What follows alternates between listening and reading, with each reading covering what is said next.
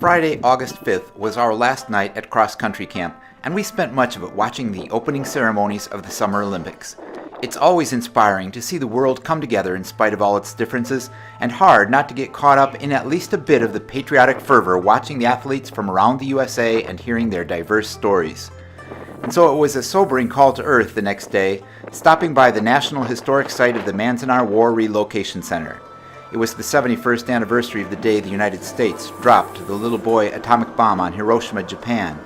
History still debates whether the 66,000 lives taken in that instant and the tens of thousands lost in the years that followed were actually necessary, whether they shortened the war and may have actually saved more lives as a result. I'm not here to relitigate that question. But a visit to Manzanar leaves no room for doubt that the United States was wrong to let ignorance, bigotry, and xenophobia lead us to round up and imprison tens of thousands of U.S. citizens, remove them from their homes, and pen them in like animals. I know the relocation centers scattered around the United States were nothing like the concentration camps of the Nazis, but simply the fact that you haven't completely denied fellow human beings every single one of their inalienable rights doesn't mean you haven't horribly trampled on many of them. The United States has done great things in the past to promote the ideals of liberty and equality, and we should never forget that. But we also need to remember that we have committed atrocities as well, and that if we were capable of falling down in the past, we need to do everything we can to ensure that those mistakes are never repeated. I had been to Manzanar twice before and felt it important to share the sights and stories there with my young daughters in those earlier visits. But this trip was different. In years past, the shame of Manzanar felt comfortably seated in the past. But this year, with vitriolic rhetoric flowing through much of the past year's election coverage, you'd have to be blind and deaf not to recognize that the lessons of this National Historic Site are vitally important in the present as well. Between the United States and the Japanese Empire.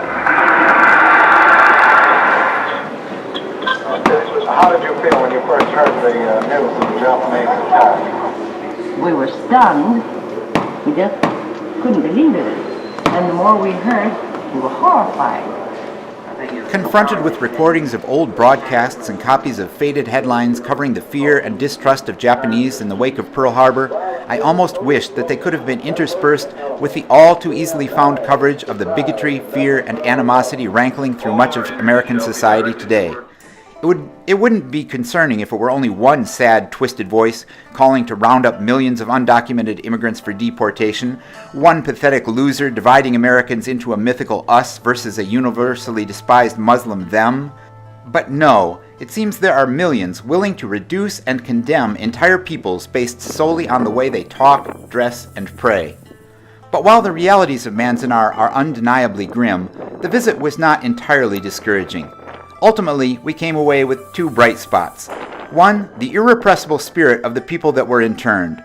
With every possible justification for turning their backs on life in America as a place of any hope at all, the detainees survived with their spirit and faith intact.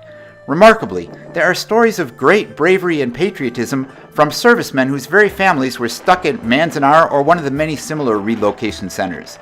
Those in the camps themselves made a life of it, even when they had been stripped of much of their wealth, pride, and dignity. And in the immediate moment, I found significant reassurance in a notebook placed for visitors to leave their thoughts and reactions. There were a few reactionary protests, but for the most part, visitor after visitor had made it clear that the failures of the past would never be repeated. That more than our wealth, our jobs, our comfortably familiar traditional communities, it is the Constitution itself and the ideals it strives for that are what we must work hardest to preserve and protect, and that doing so calls for opening our eyes, our minds, and our hearts. And sure, it did my heart good to find my youngest daughter had gotten there before me, leaving her own words. Just stop the hate. We don't need it. We need love. What I wrote myself was this: the lessons to be learned here have never been more important than they are in this present moment. Please heed the call of voices from the past, help support the museum's mission in the present, and spread that call to build a better future. If you ever have a chance to visit Manzanar, don't miss it. For those who can't, I'll put a link to Manzanar's website in the doobly-doo below. And of course, there are many similarly important places to visit with equally valuable lessons. If you visited similarly moving sites, let me know about them down in the comments. We see these names and are reminded we can forget to be awesome. Let's not let it happen again. I'll talk to you again soon, still hopefully.